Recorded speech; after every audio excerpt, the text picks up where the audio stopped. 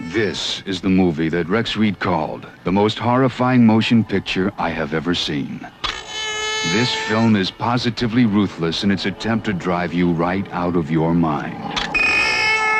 It accomplishes everything it sets out to do with brilliance and unparalleled terror.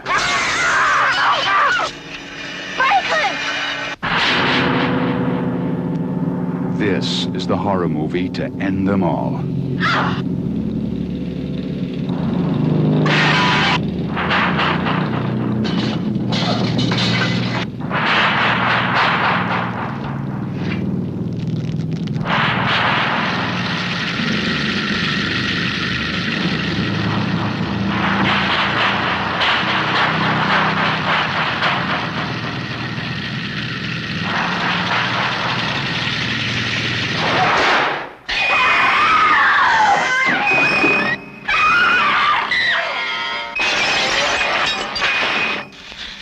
Sally, I hear something. Stop!